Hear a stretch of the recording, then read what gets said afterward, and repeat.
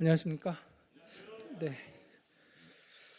외부에서 또 이렇게 손님들, 성도님들 많이 오셔서 너무 반갑고 또 기쁜 마음이 있습니다. 사실 저도 되게 좀 많이 떨리는 것 같습니다. 성도님들도 좀 떨리십니까? 아, 우리 차영근 형제님, 또 윤자자매님 지인분들 오셨는데 아까 사회자 형제님께서 말씀하신 것처럼 특별한 날이 되었으면 좋겠다라는 생각이 듭니다. 그 특별한 날이 뭔지 오늘 좀 이렇게 복음 말씀과 함께 말씀을 좀 나눠보고 싶습니다. 이제 사실 교회 처음 오시거나 또 어렸을 때 오셨거나 또 이렇게 성경을 읽지 않으면 사실 이제 제가 쓰는 또 교회에서 나누는 이 언어들이나 어떤 내용들이 이렇게 좀 받아들이기 쉽지 않으실 수 있어요. 또 이해되기 어려운 부분들도 있는데 또 주님 도우셔서 또 이렇게 쉽게 또 이해하실 수 있고 또 이렇게 들으실 수 있는 그런 시간이 되기를 간절히 바라는 마음이 있습니다. 어저께 있었던 일인데요. 제가 또 비유를 들어봅니다. 적정한 비유였으면 좋겠습니다. 어저께 이제 강릉 모임에서 복음 집회가 있어서 저희 이제 형님이 이제 구도자분이시라 저희 자매가 이제 교회 같이 모시고 가려고 또 이렇게 아침 일찍 갔다가 저녁 때 11시 10시 반차인가요? KTX 이제 막차를 타고 청량리역에 이제 내렸어요. 그래서 이제 11시 40분에 이제 제가 데리러 갔는데 사실 청량리역은 제가 처음 가봤습니다. 그리고 청량리 갔었나 모르겠습니다. 우리 대성리 가고 왔을 때 한번 갔었던 기억도 있네요.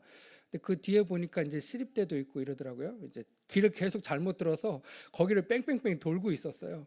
그래서 어찌됐건 이제 잘 도착해서 자매를 이제 태우고 오는 길에 우리 성도님들 또 우리 구도자분 계시지만 내비게이션을 신뢰하십니까?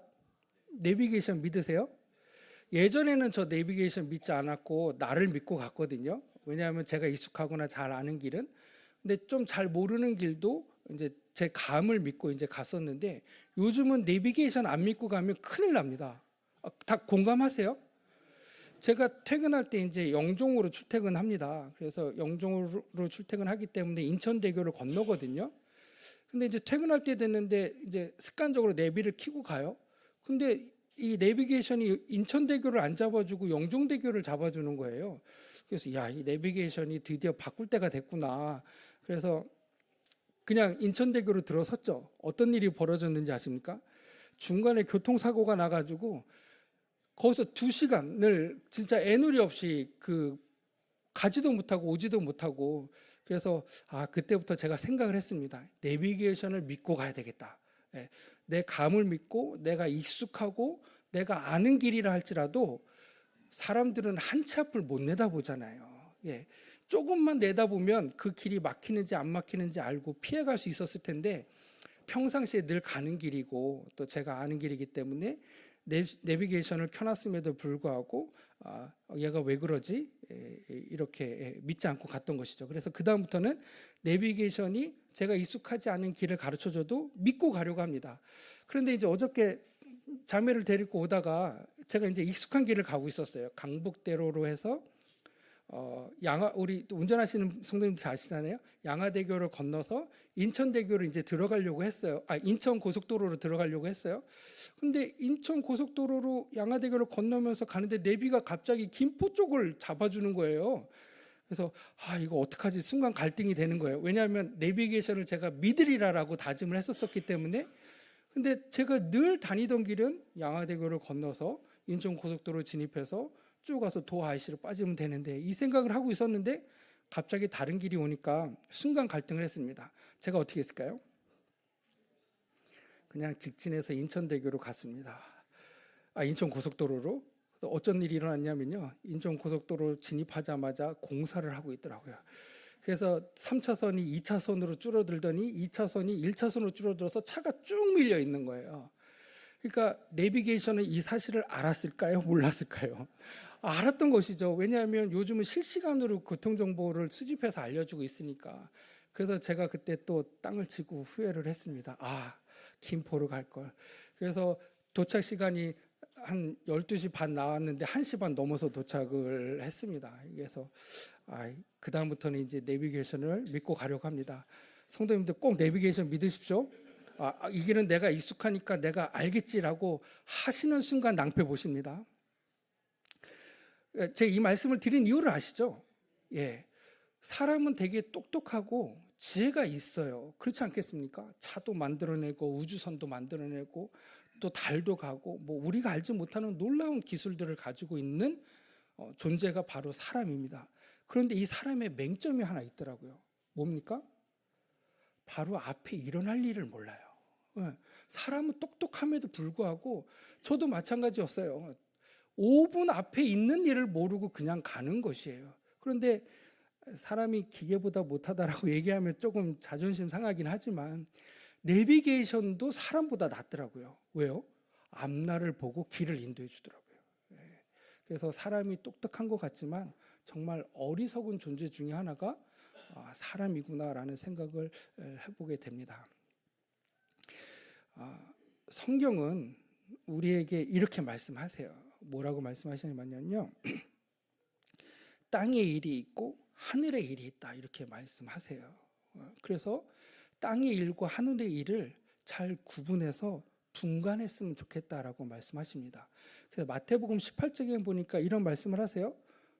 그 이제 바리새인들이나 유대인들이 그 예수님한테 뭐라고 말씀을 하시냐면 그때 이제 예수님이 돌아다니시면서 천국 복음을 전하셨어요. 그런 막 천국 복음을 전하시니까 이 유대인들이 예수님을 향해서 뭐라고 얘기냐면 좋아요. 그러면 하늘 일을 우리에게 보여주십시오. 이렇게 얘기를 하는 거예요. 자, 여기서 질문을 한번 또 드려보겠습니다.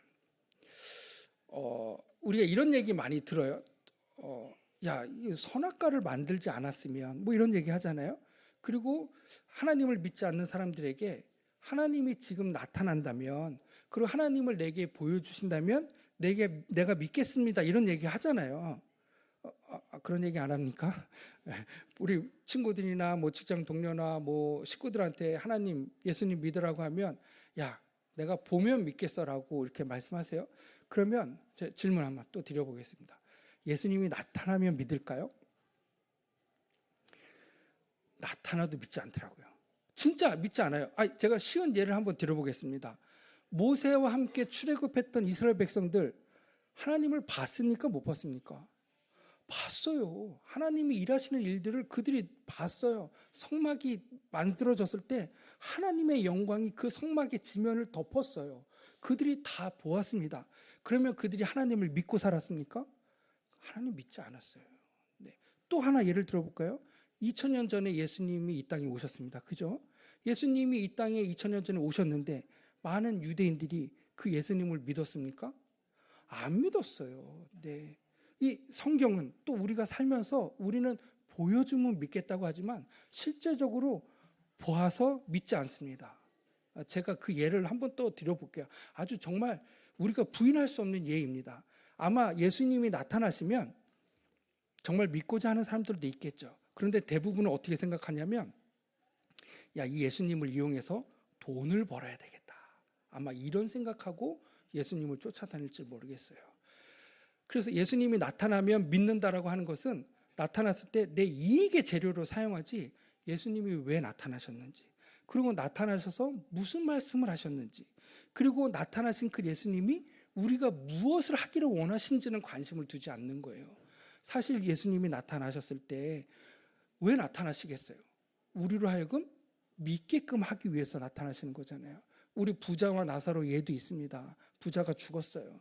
그래서 우리 식구들이 있는데 뭐라고 외칩니까? 우리 식구들 지옥에 오지 않게끔 해달라고 합니다. 그래서 죽은 자들이 다시 살아나서 우리 자녀들에게 하나님을 믿으라고 얘기하면 믿을 겁니다. 이렇게 얘기하잖아요. 근데 실제로 그런 일이 살아서 복음을 전하는데 듣지 않으면 죽은 자들이 살아나서 전한다 할지라도 믿지 않는다는 거예요. 중요한 것은 예수님이 하나님이 내 눈앞에 나타나느냐 안 나타나느냐가 중요한 것이 아니라 그분을 믿으려고 하는 믿음이 있느냐 없느냐가 더 중요한 것이에요. 우리는 거기에 초점을 맞춰야 되는 것이겠죠. 뭐 내비게이션을 믿으라는 건 아니지만 왜 그분을 믿어야 되겠습니까? 앞으로 일어날 일을 우리가 모르기 때문이에요. 우리 주님은 앞으로 일어날 일을 설명해 주시고 그것을 믿기를 원하시는 거예요. 그래서 앞으로 일어날 일이 무엇이냐면 하늘의 일이에요. 하늘의 일. 그리고 땅의 일이 있다고 말씀하세요. 그래서 아까 다시 처음으로 돌아와서 유대인들이 그러면 하늘의 일을 보여주십시오라고 이렇게 외쳤어요. 그때 예수님이 그 유대인들을 향해서 이렇게 말씀하십니다. 너희가 저녁에 뭐라고 말씀하십니까? 날이 붉으면 좋은 날이 될 것이고 낮에 날이 붉으면 좋지 않은 날이 될 것이다라는 천기, 하늘을 보고 그런 것들을 구분해 냈어요. 분별해 냈잖아요. 그래서 하늘의 것을 보여달라고 이렇게 유대인들이 얘기하니까 예수님이 하늘을 너네들이 보고 분간하잖아. 하늘이 뭐 붉으면 저녁 때 저녁 노을이 있으면 그 다음날 아침이 화창한 날이 될 거고 아침이 붉은 날이 있으면 그날은 좋지 않을 거야 라는 것들을 너희들이 분간하면서 왜 그 다음에 뭐라고 말씀하십니까? 표적, 시대의 표적은 분별하지 못하느냐라고 말씀하고 계세요. 이 시대의 표적이라는 단어가 좀 어려울 수 있습니다만은 되게 쉬운 단어입니다. 뭡니까? 사인. 왜 하늘에서 보여주는 왜 이 시대에 일어나고 있는 표시들, 사인들을 왜 분별하지 못하느냐 이렇게 말씀하세요. 근데 제가 이 말씀을 어저께 묵상하면서 그럴 수밖에 없다는 생각이 들어요. 이 시대에 일어나는 일들을 통해서 하늘의 일들을 왜 분별해내지 못할까? 왜 그럴까요? 우리가 야구 선수들끼리 사인을 주고받잖아요. 뭐 어머니하고도 저하고 거짓말할 때 우리 어떻게 합니까? 윙크하면서 막 하잖아요. 이게 사인을 주고받아야 돼요. 그런데 사인을 주고받으려면 사전에 뭐가 돼야 됩니까? 사전에 모의가 돼야 되잖아요. 야, 내가 뭐 엄지를 올리면 스트라이크를 던져. 내가 검지를 올리면 뭐 커브를 던져. 이런 식으로 사전에 어떻게 해야 되는 거예요? 조율하고 내용이 어떤지를 알아야 그 사인이 무엇인지를 알 수 있잖아요. 그래서 이 시대의 표적을 알려면 이 시대에 일어나고 있는 일들이 어떤 의미를 담고 있는지 알려면 어떻게 됩니까? 하나님의 사인이 뭔지를 먼저 알아야 되겠죠. 하늘의 일을 구분하기 위해서 하나님이 무엇을 하셨는지 먼저 알아야 되겠더라고요. 그 하나님이 하신 일들을 먼저 알게 될 때 이 시대에서 일어나는 일들, 왜 전쟁이 일어나는지, 왜 화폐가 없어지고 점점 사람들은 카드까지도 안 쓰고 이 몸에다가 뭐라 그래야 될까요? 칩 같은 걸 왜 받게 되는지, 유럽은 왜 저렇게 연합하고 있는지, 이런 일들을 우리가 구분해 내려면 성경에서 무엇을 얘기하고 계셨는지, 하나님이 어떠한 말씀하셨는지를 알아야 그 시대의 표적을, 그 시대에 일어나고 있는 사인들을 알아낼 수 있겠죠. 그렇지 않습니까? 이게 어렵지 않더라고요. 성경을 조금만 읽어보면 이 시대의 표적들을 알 수 있어요. 우리 성도님들 다 아시는 예가 있잖아요. 뭐가 있습니까? 노아의 시대. 노아의 시대 때 그 시대의 표적은 뭡니까? 죄악이 관영해서 하나님이 심판하셨다라는 거예요. 아주 간단합니다. 그렇죠. 소돔과 고모라 그 성도 그들의 죄악이 관영했기 때문에 하나님이 심판하시기로 하셨다. 그러나 의인이 있으면 내가 의인은 구원해 내겠다. 노아의 시대 때도 의인, 노아 방주에 들어간 8명 내가 구원해 내겠다. 이런 것들이 다 시대의 표적이 있는 거예요. 네. 그래서 신약도 또 읽어보면 그 시대, 이러한 시대의 표적을 통해서 오늘날 일어날 시대의 표적을 너희들이 왜 이해 못하냐? 이 세상은 무엇 때문에 간수되고 있다고요? 불로 심판받기 위해서. 지금도 동일하게 죄악 때문에 죄악이 관영해서 하나님이 심판하기로 예비하셨다. 그래서 심판이 언젠가 일어날 것이다 라고 말씀하시고 이 시대의 표적을 잘 읽어내라고 말씀하시는 거예요. 그래서 오늘 그 사인을 우리가 잘 듣고 노아의 방주에서 8명 식구가 구원받았던 것처럼 소돔과 고모라에서도 그 누굽니까? 딸과 아버지가 구원받았던 것처럼 우리도 구원받을 수 있는 방법이 뭔지, 이 불사르기 위해서 간수되고 있는, 보호되고 있는 이 땅과 하늘이 멸망하게 될 때 우리가 구원받는 방법이 무엇인지 이 방법들을 한번 좀 살펴봤으면 좋겠어요.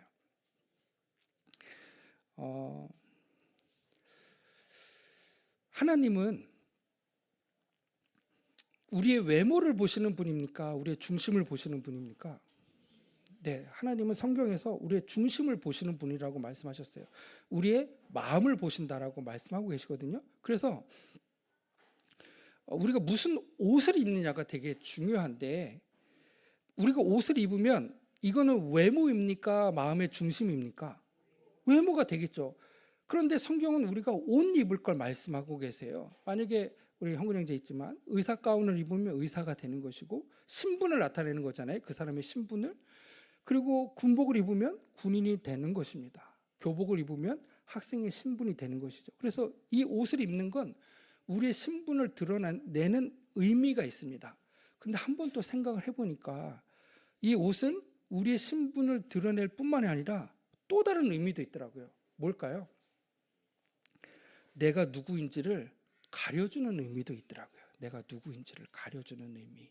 그러니까 옷을 입는다는 의미는 굉장히 중요한 겁니다. 첫 번째, 내가 어떠한 신분인지를 드러내는 것이고, 또 이 옷을 입게 될 때 내가 누구였는지를 가려울 수 있게 되는 것이죠. 그죠? 옷을 입으면 우리가 가려지잖아요. 뭐 이 비유가 적절한지 모르겠습니다만은, 화장을 하면 우리 얼굴의 잡티가 가려지지 않습니까? 네, 그래서 뭐 그런 이유도 있는 것 아니겠습니까? 그래서 입는다라는 의미는 가려진다라는 의미가 있어요. 자, 그런데 아까 제가 뭐라고 말씀드렸습니까?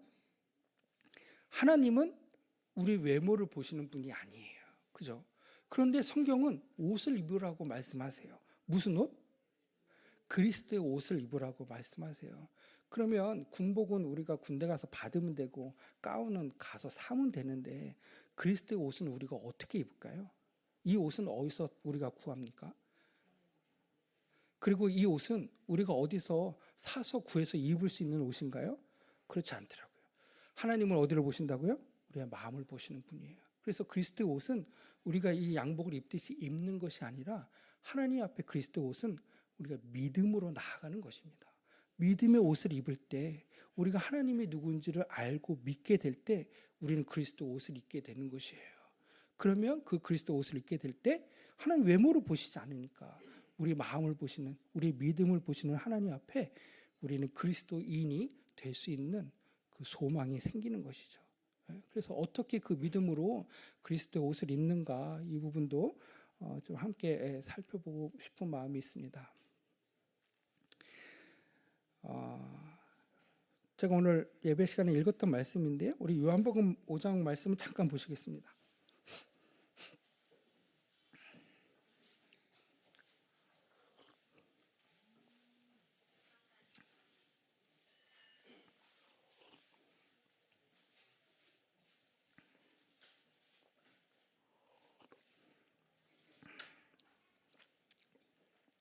사실 이 말씀이 이제 오늘의 요절이기도 하고, 이 말씀을 오늘 끝까지 좀 이렇게 잊지 아니하시고 받으셨으면 좋겠다라는 말씀에 먼저 이 말씀을 읽겠습니다. 5장 24절입니다.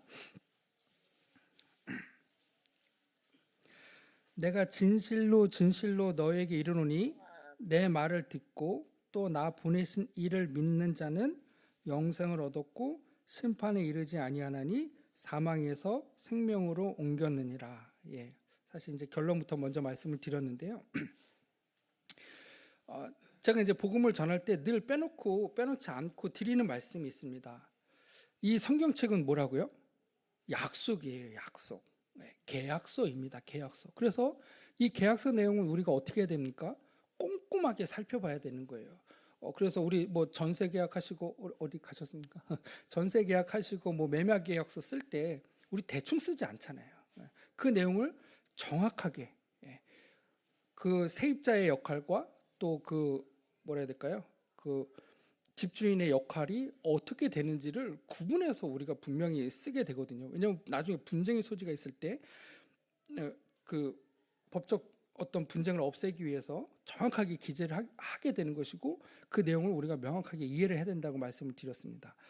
이 지금 제가 읽었던 이 말씀도 우리가 그런 측면에서 이 말씀을 그냥 하나님의 말씀이니까 그냥 좋은 말씀이겠지 이렇게 듣지 마시고, 이 말씀 하나하나가 어떤 의미를 담고 있는지 살펴볼 필요가 있다고 생각합니다.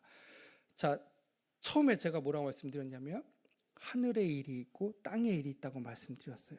이 일은 하늘의 일을 말씀드리고 있는 거예요. 하늘에서 일어날 일, 그것이 우리에게 어떻게 주어졌는지를 지금 설명해 주고 계십니다. 아까 유대인들이 어떻게 했습니까? 하늘을 보고 어떤 일이 있을 것이다라고 구분해냈지만 시대의 표적은 알지 못했다라고 말씀드렸어요. 그래서 이 시대의 표적을 예수님이 지금 설명해 주고 계십니다. 하늘에서 있을 일, 이 시대의 사인, 표시가 뭔지 이 사인을 잘 읽어보라라고 말씀하시는 거예요. 이 사인을 잘 듣고 이해하게 될 때 하늘의 일들을 이해하게 될 것이다라고 말씀하시는 거죠. 정신 집중해서 다시 한번 읽어보겠습니다. 내가 진실로 너에게 이르노니, 예수님이 말씀하시는 거예요. 내가 진실로 너에게 말하고 있다. 내 말을 듣고 예수님의 말씀을 듣고 또 누구를요? 나 보내신 이가 누구입니까? 하나님이죠. 하나님의 이 명령을 누가 지금 선포하고 계신 거예요? 예수님이 선포하고 계신 것이죠. 그래서 하나님의 속성인 이 생명을 그 아들 예수 그리스도에게도 주셨고, 그래서 그 생명을 지금 선포하고 계신 거예요. 그래서 나 보내신 이를 믿는 자는 뭐라고 말씀하십니까? 영생을 얻었고 심판에 이르지 아니한다, 이렇게 말씀하세요. 한번 죽는 것은 사람에게 정하신 거죠. 그 위에는 뭐가 있다고 말씀하셨어요? 심판이 있다고 말씀하시잖아요. 하나님과 우리와 계약을 하셨어요. 약속을 하셨습니다. 어떠한 약속? 죽으면 심판이지만 심판에 이르지 않는 방법을 지금 약속하고 계신 거잖아요. 이게 하늘에서 일어날 일들입니다. 그런데 누구에게 심판에 이르지 않는다고요? 내가 한 말과 하나님을 믿는 자들에게 심판에 이르지 않는다. 왜요? 영생을 주셨기 때문에. 이 영생을 얻는 것이 심판에 이르지 않는 것이다 라고 말씀하시고, 그래서 결론적으로 어떻게 말씀하십니까? 사망에서 생명으로 옮겼다.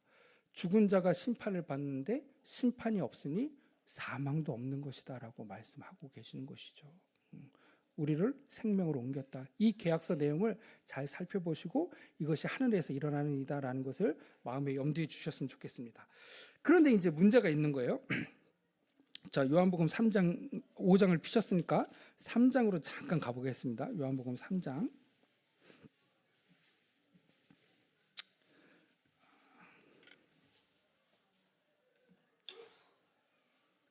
3장 12절입니다. 제가 읽어보겠습니다. 내가 땅의 일을 말하여도 너희가 믿지 아니하거든 하물며 하늘 일을 말하면 어떻게 믿겠느냐, 이렇게 지금 말씀하고 계세요. 이게 지금 누구에게 하신 말씀이세요? 예, 니고데모에게 하신 말씀이에요. 니고데모가 그 이제 거듭나야 되겠다라는 이 말씀을 잘 이해를 못했던 것이죠. 예, 거듭나야 되겠다라는 이 말씀을 땅의 일이라고 말씀하신 것 같아요. 그런데 실제적으로 그 일이 무엇과 연계되어 있는 겁니까? 하늘 일과 연계되어 있는 거예요. 그래서 이것을 이해하는 게, 거듭나는 것을 이해하는 게 매우 중요하다. 왜냐하면 그것을 알게 될 때 하늘 일들을 알 수 있기 때문이다라고 이렇게 말씀하고 계신 것이죠. 자, 그러면 그 하늘 일이 뭔지 한번 좀 살펴보겠습니다. 우리가 좀 말씀 찾고 하기가 조금 구독자분들은 어려우실 수 있지만 좀 같이 좀 찾고 보여주셨으면 좋겠는데요. 자, 하늘 일이 뭔가 한번 보겠습니다. 하늘 일. 사도발 형제님이 하늘에 갔다 온 적이 있습니까, 없습니까? 우리 고린도후서에 보면 삼층천이라는 단어가 나오잖아요. 그래서 이것을 내가 다 얘기할 수 없다라고 말씀하세요. 왜? 자고할 수 있고 또 듣는 사람들이 이해할 수 없기 때문에 사도발 형제님은 그 하늘에 갔다 왔던 일들에 대해서 소상하게 설명하고 계시지 않아요. 그런데 사도행전에서 사도발 형제님이 굉장히 담대하게 하늘에서 본인이 보았던 것, 담에서 도매상에서 그가 눈이 멀었을 때 하나님이 그를 인도하셔서 하늘에서 보여주셨던 것을 보고 그 일들을 선포하는 장면이 나옵니다. 그 장면 잠깐 보겠습니다. 사도행전입니다. 사도행전 26장입니다.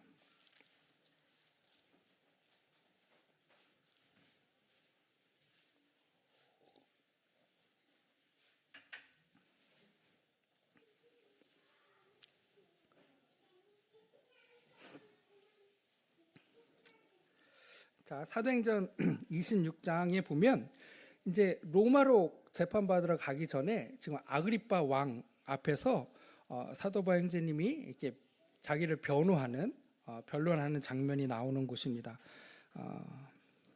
그 다음에 이제 베스도도 같이 아마 듣고 있었던 것 같아요. 그래서 이제 이 아그리파 왕 앞에서 자기가 로마로 호송되기 전에 내가 알고 있는 하나님을 증거하는데, 지금 성경에서 뭐라고 얘기하고 계시냐면 19절입니다. 아그리파 왕이여, 그러므로 하늘에서 보이신 것을 내가 거스리지 아니하고 증거하노라라고 지금 말씀하세요. 뭐라고요? 지금 바울 형제님이 하늘에서 그에게 보이신 것을 내가 가감없이 거스리지 않고 말하겠다라고 지금 말씀하고 계세요. 자, 요한복음에서 사실 이제 구독자분 어디 가셨는데 그 말씀을 드리려고 했어요. 우리가 오병이어의 예가 나오는데요. 요한복음 6장에서 오병이어의 예가 나오는데, 물고기 5마리와 물고기 2마리와 보리떡 5개를 가지고 그 5천 명을 먹이셨잖아요. 그런데 그 다음날 그들이 없어요. 왜 없었습니까? 그때 예수님이 뭐라고 말씀하시냐면, 그들이 나를 쫓은 것은 이 시대의 표적을 보고 따른 것이 아니라 먹고 배부른 까닭이다라고 말씀하세요. 그래서 우리가 예수님을 보면 믿겠다라고 말할 수 있을지 모르겠지만, 믿고자 하는 마음이 없으면 그 예수를 따르는 이유도 결국은 내 유익을 위해서 따르는 것이다. 왜? 내가 배불렀기 때문에. 그래서 그때 예수님이 뭐라고 말씀하시냐면, 요한복음에 이렇게 말씀하시더라고요. 너희는 나를 보고도 믿지 아니하는도다라는 이 말씀을 그 오병이어 사건을 통해서 말씀하세요. 그러면서 살리는 것은 영이니 육은 무익하니라. 내가 너에게 이른 말이 영이요 생명이다라고 말씀하고 계십니다. 그래서 이 오병이어 사건을 통해서 우리 예수님이 하고 싶었던 말씀은 뭐냐면, 보이는 것이냐 보이지 않는 것이냐, 보고도 나를 보여줬음에도 나의 능력을 봤음에도 그들이 나를 떠났는데, 그가 하고 싶으신 말씀은 내가 너에게 말하는 것은 육신이 아니라 영이다. 영. 땅에 속한 것이 아니라 하늘에 속한 것이었다. 천기를 보고 날씨를 구분하는 것이 아니라 이 시대의 표적을 보고 하늘에서 무엇을 원하는지, 육신의 것을 구하는 것이 아니라 내 영이 어떻게 되는지 이것에 대해서 관심을 갖고 알기를 원하시는 것이죠. 그래서 이 시간 전하는 이 복음은 우리가 육신적으로 어떻게 살고 육신적으로 어떤 축복을 누리기 위해서 예수님을 보여주세요라는 것이 아니라, 예수님이 나타나셨을 때 우리에게 무엇을 말씀하고 계신지, 그리고 우리가 무엇을 해야 되는지, 그리고 그 말씀하시는 내용이 하늘에 속한 것이라면 그 하늘에 속한 것이 무엇인지를 알아야 된다라는 거예요. 그 하늘에 속한 것을 알고 깨닫게 될 때 우리는 믿음으로써 그리스도 옷을 입게 되는 것이죠. 그리고 사도 바울 형제님은 그 하늘에 속한 것을 지금 이제 아그리파 왕에서 선포하고 계십니다. 그 내용을 살펴보러 가는 것이죠. 사도행전 26장 19절 제가 읽었습니다. 아그리파 왕이여, 그러므로 하늘에서 보이신 것을 내가 거스리지 아니하고, 20절에 보니까 선전함으로 설명함으로 라고 이렇게 되어 있어요. 그랬더니 유대인들이 자기를 잡아 죽이려고 하였으나, 이렇게 21절 이렇게 말씀하고 계시죠. 자, 그러면 하늘에서 보이신 것이 무엇일까? 어렵지 않습니다. 17절 18절 말씀입니다. 제가 읽어보겠습니다. 이스라엘과 이방인들에게 내가 너를 구원하여 저에게 보내어. 그래서 이 사도 바울 형제님을 구원하셔서 저들에게 이제 보낸 겁니다. 왜요? 하늘에서 일어났던 일들을 보았기 때문에 전파하라고 말씀하시는 거예요. 땅의 것이 아니라 하늘에 속한 거. 왜? 하늘에서 봤으니까. 그래서 사도 바울 형제님은 확실한 믿음 가운데 지금 18절 말씀을 하고 계십니다. 읽어보겠습니다. 그 눈을 뜨게 하여, 세상 사람들로 하여금 그 눈을 뜨고 마음의 눈을 뜨라는 거예요. 마음의 눈. 하나님은 어디를 보신다고요? 외모를 보시는 게 아니에요. 우리 이 눈을 보시는 게 아니라 이 마음의 눈을 뜨기를 원하시는 거예요. 이 마음의 눈을 떠서 어두움에서 빛으로, 또 사단의 권세에서 하나님께로, 또 뭡니까? 죄사함과 나를 믿어 거룩해 되어서 하늘의 기업을 얻게 하리라라는 것을 사도 바울 형제님이 하늘나라에서 봤다는 겁니다. 되게 놀라운 말씀 아닙니까? 저는 이 말씀을 다시 읽고 깜짝 놀랐습니다. 이것을 봤던 사도 바울 형제님 마음이 얼마나 표현할 수 없었을까? 이 하늘의 영광을 보고 오신 거잖아요. 근데 이 하늘의 영광, 하늘의 기업을 이을 자가 지금 누구라고 말씀하시는 거예요? 어둠에서 빛으로, 사단의 권세에서 하나님께로 돌아온 자, 그리고 죄사함을 얻은 자, 그래서 그 예수 그리스도를 믿어서 그 믿음으로 의롭게 되고 거룩게 된 자들이 그 하늘나라의 영광의 기업을 잊게 되었다라는 사실을 보고 온 거예요. 이것이 하늘 일이다. 이것이 하늘 일. 이것이 누구에게 일어난다고요? 믿는 자들에게 이런 일이 일어난다라고 설명한 거예요. 그래서 그 아그리파 왕 앞에서 이 하늘에서 보이신 것을 내가 전하였다, 선전하였다라고 이렇게 말씀하고 계십니다. 그래서 20절에 보니까 계속 읽어보면 이렇게 말씀하세요. 내가 이 말을 전하였으니, 하늘에 있는 일을 내가 전하였으니 듣는 우리에게 요구하는 게 있으세요. 우리 주님이 뭘 요구하십니까?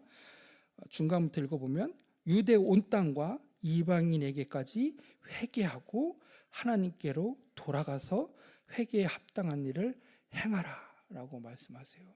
이 하는 일이 지금 선포될 때 죄사함을 받는 것, 악에서 빛으로, 빛 대신 우리 예수 그리스도, 빛 대신, 그래서 그 가운데 생명을 우리에게 주신 이 예수 그리스도를 믿게 될 때, 그리고 그 믿음을 의롭게 여기시는 하나님 앞에 우리가 거룩함을 잃게 될 때, 죄사함을 얻게 될 때 하늘나라의 기업을 잊게 됩니다. 이것을 마음에 믿고 돌이키셔서 회개하셔서 하나님께로 돌아오십시오 라는 이 얘기를 지금 하고 있는 거예요. 이게 장차 우리에게 이루어질 일입니다.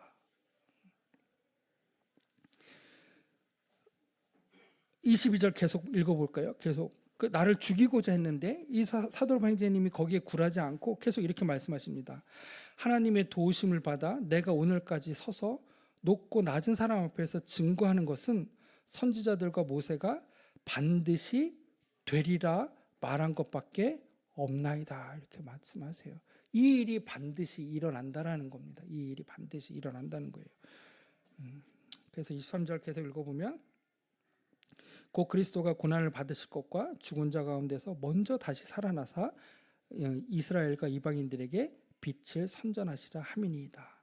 우리 예수 그리스도께서 왜 고난 받으셨습니까? 오늘 예배 드릴 때 이사야 53장 읽으셨습니다. 우리를 대신해서 질고를 당하시고 우리의 죄를 대신해서 채찍 맞으신 거예요. 그리고 우리의 죄를 담당하시고 부활하셔서 여기 먼저 다시 살아나셨다. 예수님이 3일 만에 부활하셔서 우리도 동일하게 부활할 수 있는, 그것이 뭡니까? 우리에게 영생을 주신 거예요. 부활의 소망, 영생의 소망을 우리에게 주신 것이죠.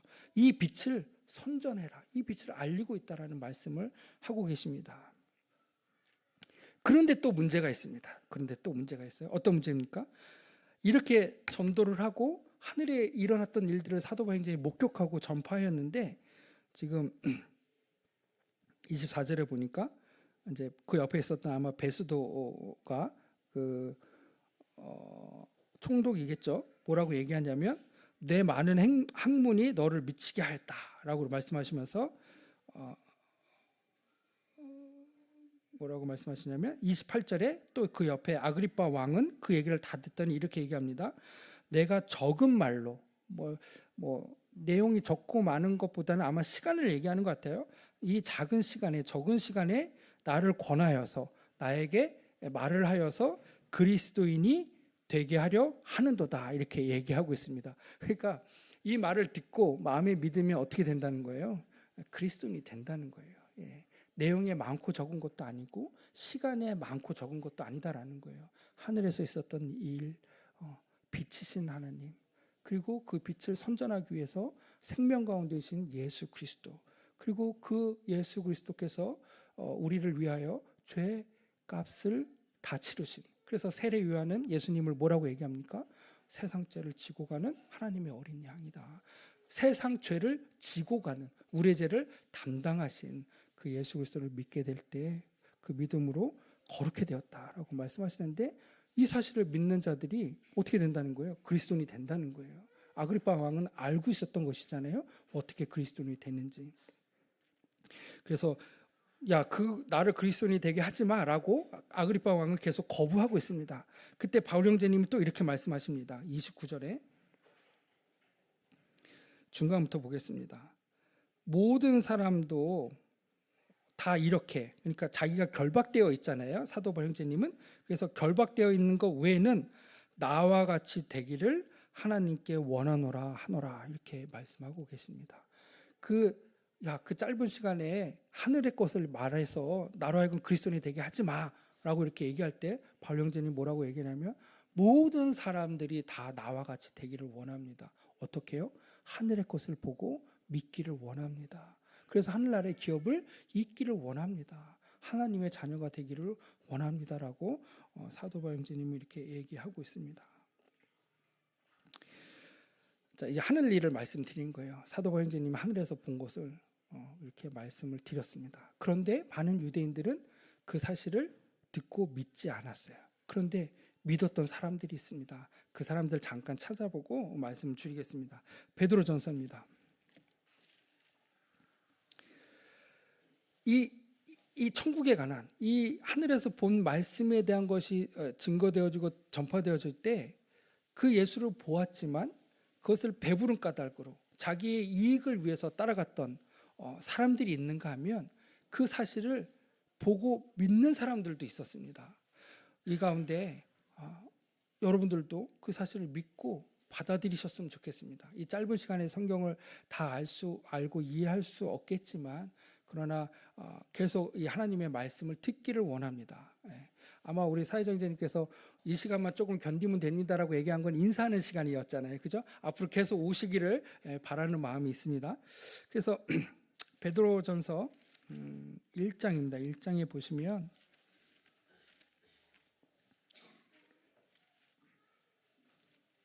(1장 8절입니다) 1장 8절.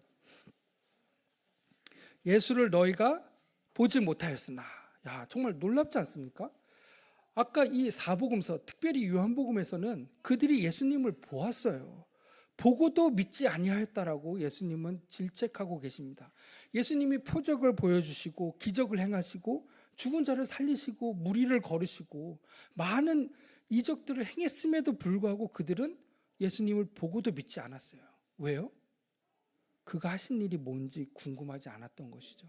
하늘에 속한 그 일들에 대해서 믿음을 갖기를 원치 않았어요. 그냥 그들은 예수님이 미웠습니다. 그 일들을 하는 게 싫었던 것이죠. 그러나 정말 믿기를 원하는 겸손한 마음으로 하나님은 누구시지? 그래, 사람이 지혜롭고 똑똑한 것 같지만 아까 내비게이션 예를 들었잖아요.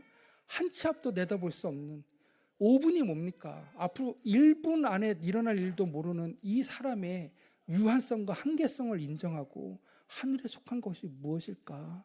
이것에 대해서 궁금해하고 믿기를 원하는 마음을 가졌던 사람들은 비록 예수를 보지 못했지만 뭐라고 말씀하십니까? 베드로전서 1장 8절. 예수를 너희가 보지 못하였으나 사랑하는도다.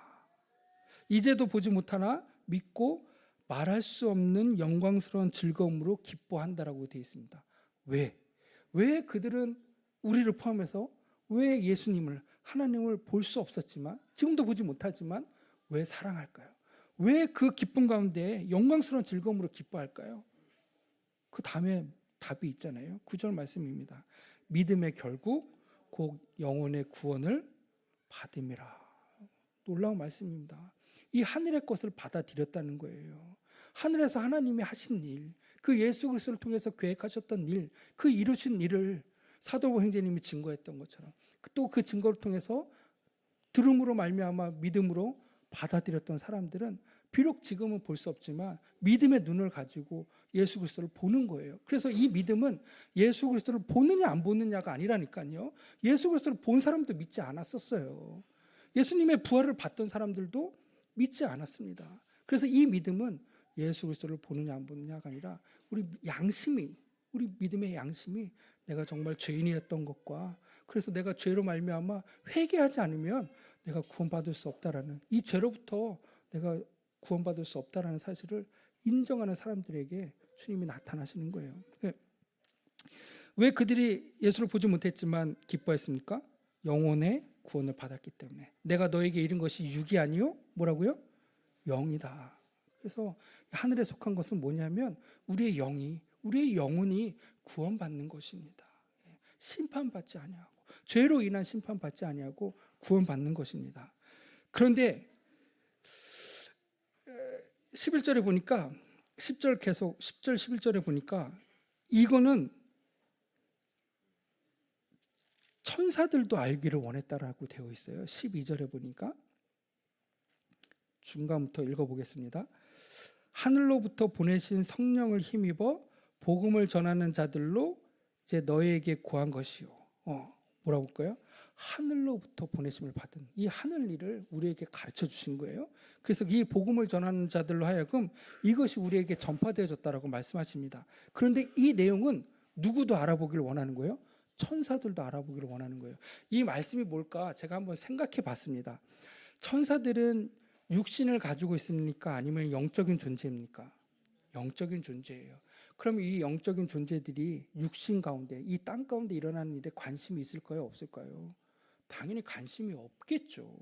천사들은 이 땅에서 일어나는 일에 관심이 없을 것 같아요. 왜? 죽으면 없어지는 거에 뭐 관심을 갖겠어요? 이 영물이. 영적으로 죽지 않고 살아가는 이 천사가 왜 땅에서 없어질 것들에 대해 관심을 갖겠어요? 그러나 관심을 갖는다는 거예요. 누구들에게? 구원받는 성도들에게는. 왜요? 그들이 이제 영혼의 구원을 받고 영적인 존재가 될 것이니까. 하나님과 같이, 우리와 같이 영혼이 살게 되는 존재이니까. 그래서 관심을 갖는 것이 아닌가. 그리고 그것이 하늘에 속한 것이다. 그래서 이 세상에 것들에 마음을 두지 마시고요. 이 인생은 보이다 없어지는 안개와 같다고 말씀하셨잖아요. 그래서 썩어질 육신을 위해서 우리가 인생을 관심 갖고 살아가는 것이 아니라 땅에 속한 것 아니라 하늘에 속한 것이 무엇인지를 관심 갖고 그래서 이 영혼의 구원을 받는 이 일에 관심을 가지셨으면 좋겠습니다. 마지막으로 그 베드로전서 찾으셨으니까 한 말씀만 더 읽고 마무리하겠습니다. 베드로전서 1장 3절 4절입니다.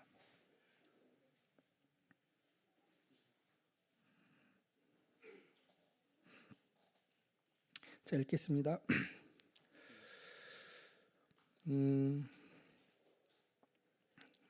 기억하실지 모르겠습니다만은 제가 서두에 이 말씀을 드렸어요. 요한복음 이제 3장에 보면 니고데모에게 예수님 이 말씀하시잖아요. 내가 땅의 일을 말하여도 너희가 믿지 않는데 하늘 일을 말하면 너희가 어떻게 믿겠느냐라고 하시면서 거듭남에 대해서 이제 설명하신 거예요. 베드로 형제님도 이 거듭남에 대해서 여기 한 번 더 설명해 주고 계십니다.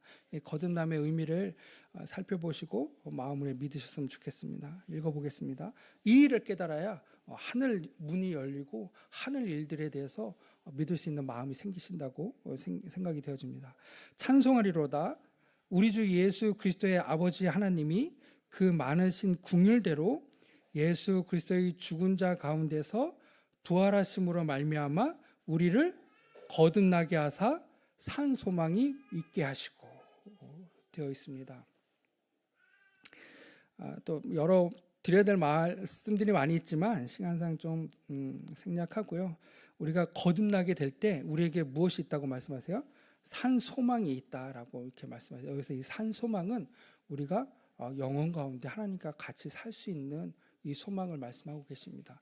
우리의 삶이 내생을 바라보는 것이잖아요. 이생이 아니라 우리에게 임할 이 내생을 우리는 기다리고 있는 존재입니다. 그리고 그것을 거듭남으로써 표현하고 계시죠. 그래서 이 거듭남의 비밀이 뭐냐면 4절 썩지 않고 더럽지 않고 쇠하지 아니하는 기업을 있게 하시나니 하늘의 기업을 있게 하시는 거예요. 누구에게? 거듭난 자들에게 이 일들을 하고 계시고 사도 형제님은 이 일을 내가 하늘에서 보았다라고 설명하시고 베드로 형제님도 그 기업을 잇는 일이 우리가 그 예수 그리스도의 부활 가운데 거듭남으로 가능해졌다. 이것이 하늘에 속한 우리의 모든 신령한 복이다라고 이렇게 설명해 주고 계십니다. 그래서 너희를 위하여 어디에 간직하신 것입니까? 하늘에 간직하신 것이라. 우리의 구원은 하늘에 간직되어 있는 것입니다. 골로새서에 보니까 믿는 자들에게 영생을 주셨는데 이 영생이 감추어져 있다고 말씀하시잖아요. 지금은 감추어져 있죠. 근데 언제 드러납니까?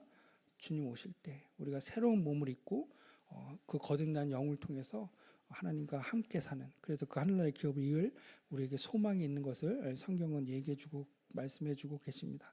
그래서 조금 다소 어려웠을 수도 있겠다라는 생각을 좀 해봅니다. 하지만